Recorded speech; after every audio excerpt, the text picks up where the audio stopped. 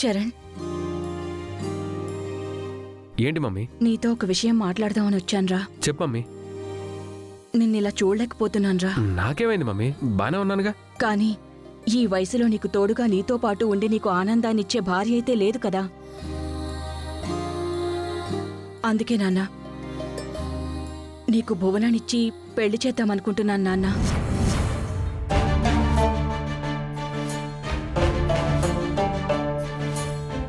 ఏం మాట్లాడుతున్నావు మమ్మీ? నాకు భువనకి పెళ్ళేంటి?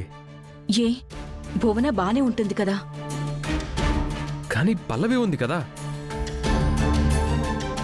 నీ మనసులో ఉందా? చిచి, దానికి ఇంట్లోనే స్థానం లేదని చెప్తుంటే ఇంకా నా మనసులో స్థానం ఎలా ఇస్తాను? అలాంటప్పుడు అది ఉంటే ఏంటి? అవసరమైతే దానికి విడాకులిచ్చేద్దాం. అయినా వద్దులే మమ్మీ, నాకసలు పెళ్ళనే దాని మీద ఇంట్రెస్టే పోయింది. అలా అనొద్దు నాన్న. నీకు ఈ వయసులో పెళ్ళి అవసరం లేదని నువ్వనుకోవచ్చు, కానీ నీకొక తోడు కావాలని కన్న తల్లిగా నేననుకుంటున్నాను. నా మాట కాదన్నావంటే నా మీద ఒట్టే.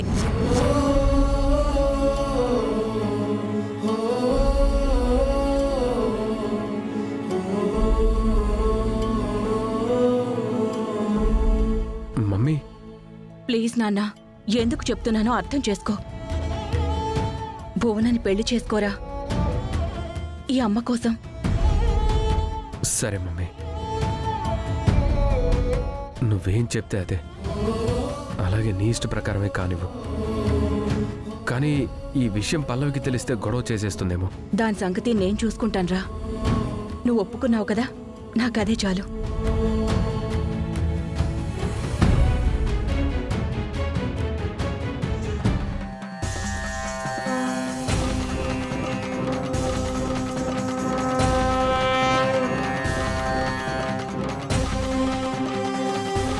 అసలు నువ్వు మనిషివేనా? ఏంటండి?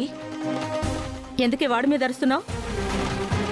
కోడలు ఇంట్లో ఉండగా దాన్ని కాదని కొడుకు ఇంకొక దాన్ని ఇచ్చి పెళ్లి చేస్తావా? బుద్ధున్న వాళ్ళు ఎవరైనా చేసే పనేనా ఇది? ఆ పల్లవితో నా కొడుకు ఉండలేకపోతున్నాడు. తనని వద్దు అనుకుంటున్నాడు కాబట్టి ఇంకో పెళ్లి చేయాలనుకుంటున్నాను. తప్పే ఉంది?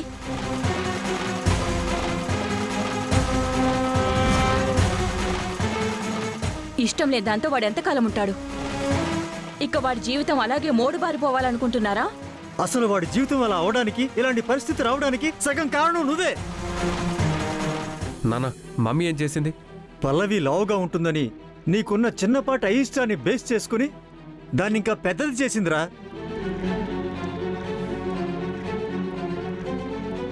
పల్లవిని నిన్ను వేరు చేయాలని చూస్తుంది. అలా వేరు చేయడం కోసమే భువనని నీకిచ్చి పెళ్లి చేస్తానంటుంది. అదేం చెప్పినా కరెక్టే అని తింగరోళ్ళ తలాడించుకరా. పల్లవి కన్యాయం చేయడం ఎంతవరకు కరెక్టో ఆలోచించు. అన్నయ్య, వదినను మిస్ అయితే మాత్రం నీ చేతులారా నీ జీవితాన్ని నువ్వే నాశనం చేసుకున్నవాడే అవుతావు. రేయ్, నాకేం నీతులు చెప్పొద్దు. నీకు నీతులు చెప్పడం కాదురా, అసలు పల్లవిని కాదని ఇంకో పెళ్లి ఎలా చేసుకుంటావో మేము చూస్తాం. అయినా వదినంటే నీ మనసులో ప్రేమ ఉందన్నయ్యా. లేదు. ఉందిరా, ఆ విషయం నీకు అర్థం కావడం లేదు. వాడికి ప్రేమ లేదని చెప్తున్నాడు కదా. ప్రేమ ఉంటే దానికి దగ్గరగా ఉండేవాడు కదా. దాన్ని రూమ్లో కూడా రానివ్వట్లేదు కదా. అందుకే కదా అది స్టోర్ రూమ్లో ఉంటుంది. పైకి అందరు అలాగే కనిపిస్తారు. అన్నయ్య, వదిన మీద నీకు ప్రేమ ఉందని నిరూపిస్తే అప్పుడేం చేస్తావు? ఎలా నిరూపిస్తావురా? తన రూమ్లోకి నేను వెళ్ళను, నా రూమ్లోకి తనని రానివ్వను. ఇక ప్రేమ ఎక్కడి నుంచి ఉంటుంది? ఒకవేళ నువ్వు పల్లవి రూమ్లోకి వెళితే నీకు దాని మీద ప్రేమ ఉన్నట్టే కదా. ప్రేమ లేనప్పుడు ఎవరైనా వెళ్తారా? ఆహా, ప్రేమ లేనప్పుడు ఎవరి రూమ్లోకి ఎవరు వెళ్ళరా? సరేరా, నీ ఆటలు ఎంతవరకు సాగుతాయో నేను చూస్తాను.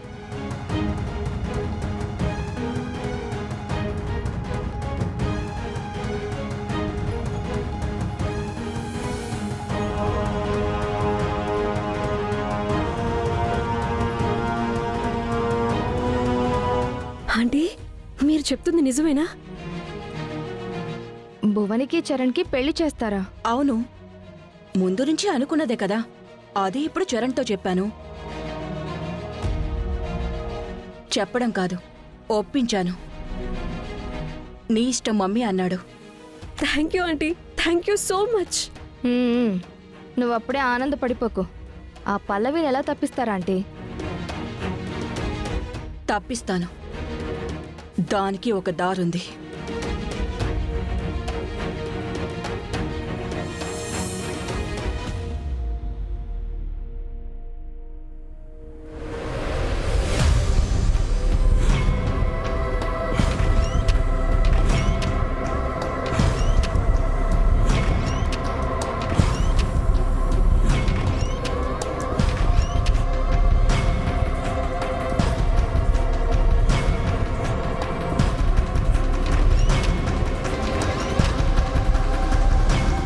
ఏంటి సడన్ గా ఇంత గాలేస్తుంది?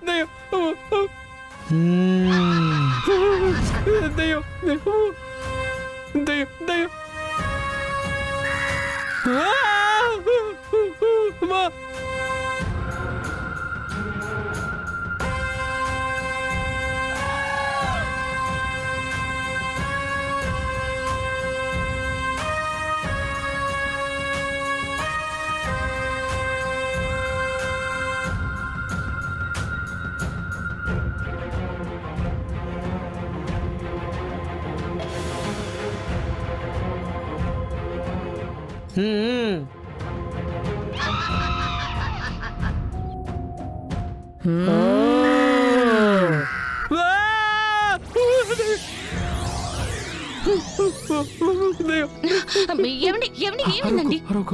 దెయ్యాలు దెయ్యాలు. దయ్యం? దయ్యం ఏంటి? ఇక్కడ దయ్యాలు ఎక్కడున్నాయి? నా రూమ్ లో ఉన్నాయి. ఒకటి కాదు, 2 దెయ్యాలు. మంచి ఆకలి మీద ఉన్నాడు. బిర్యానీ పొట్లాలు చూసినట్టు ఆ 2 దెయ్యాలు నన్ను అలా చూస్తున్నాయి. అయ్యో, అలాంటివి ఉండవు. ఉండండి, నేను చూసొస్తాను. వద్దు, నేను ఇక్కడ ఉన్నానని తెలిస్తే అవి మళ్ళీ నా దగ్గరకు వచ్చేస్తాయి. నేను ఇక్కడ ఉండకూడదా? నేను నీతో పాటు పడుకుంటే నీకేమైనా ప్రాబ్లమా? ప్రాబ్లం అని కాదండి, కానీ దయ్యాలు. దెయ్యాలే. సైలెంట్ గా ఉండు. నువ్వేం మాట్లాడొద్దు. ఏమనుంటే రేపు పొద్దున్న చూసుకుందాం.